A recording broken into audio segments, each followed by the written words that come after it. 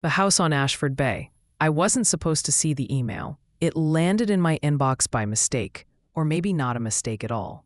Ashford Family Gathering, June 2025. RSVP by Friday. The subject line was cheerful, the kind of fake cheer that smells like guilt. I hadn't been invited in over a decade, not since my father's funeral. But there it was. My sister's name, my mother's, my cousins, their spouses, even their dogs. Everyone, except me. No Addison, no sorry. We forgot to include you. Just empty space where I used to fit. That kind of silence doesn't shout, it lingers. It hums quietly, like a refrigerator that's always on, until one day it stops, and you realize how long you've been pretending not to hear it. I sat in my office in downtown Seattle, surrounded by glass, deadlines, and everything that looked like success. My assistant knocked once to remind me about a meeting. I nodded, but didn't move. Because on my screen, beneath that email, was a name I hadn't thought of in years. Ashford Bay House. Our family's summer home.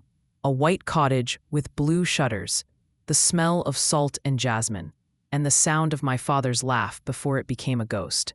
I typed the address into the search bar, and there it was. For sale. Not for rent. Not for renovation. For sale. No one had told me. No one had even mentioned it. They were getting rid of it quietly, the same way they got rid of me. But I wasn't angry. Not yet. That night, I pulled out an old keepsake box. Inside, wrapped in tissue, was a small piece of driftwood with a name carved into it, Addie's Tide. My father had carved it when I was 8. "You're like the tide," he'd said. "You always find your way back." And I did. The next morning, I called an old friend, Leah, a real estate lawyer who owed me more than one favor. Within an hour, she found something that made my pulse quicken.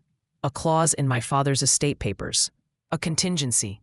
If the Ashford Bay property went more than 3 years without tax payment or maintenance reports, ownership reverted to the secondary beneficiary. That was me. They hadn't paid taxes for almost 4 years. Not neglect, just arrogance. I didn't hesitate. By Friday, the papers were signed.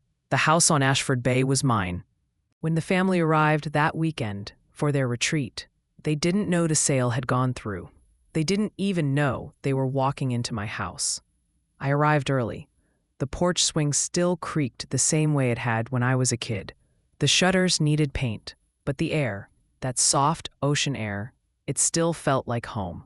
I didn't unpack. I just left one thing on the table by the window, the driftwood carving. Addie's Tide. At 6:10 p.m., a familiar SUV pulled into the driveway. My sister, Camille, sharp smile, gold jewelry, too perfect hair, stepped out first. Then my mother, sunglasses hiding everything she didn't want to admit. Behind them came laughter, bags, movement, until they reached the door. A young woman from the property office greeted them. "Welcome to the Ashford Bay house. Are you with Miss Addison Cole's party?" Camille frowned. "I'm sorry, whose party?" "Miss Cole," the woman said. "She owns the property now." The silence was immediate, the kind that doesn't wait to be filled. I stepped out then, not for drama, just because it was time. "Hi, Cam," I said softly. "Mom." Camille's voice cracked first. "You bought the house?" "Yes," I said. I reclaimed it. My mother's voice trembled. "Addie, why would you do that?"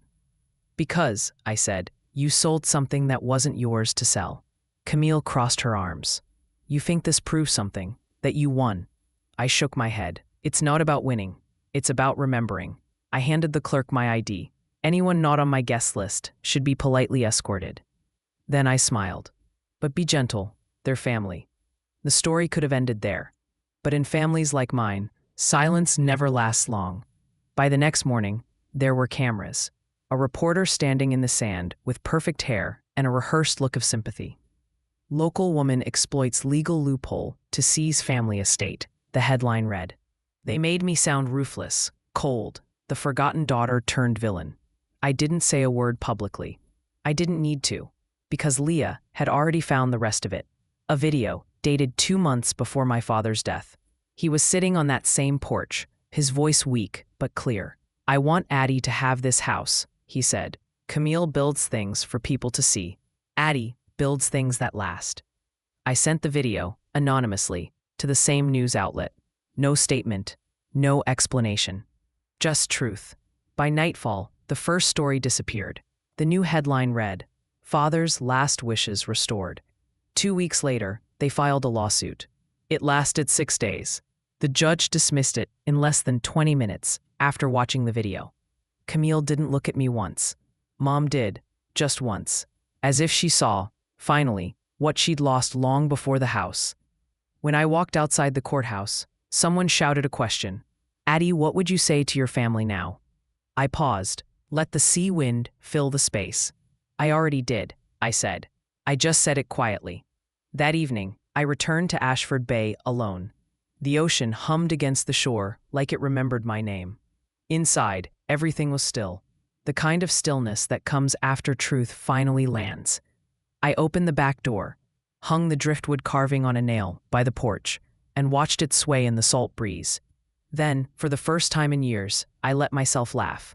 Not out of triumph, not out of revenge, but because I had come back. And this time, no one could erase me.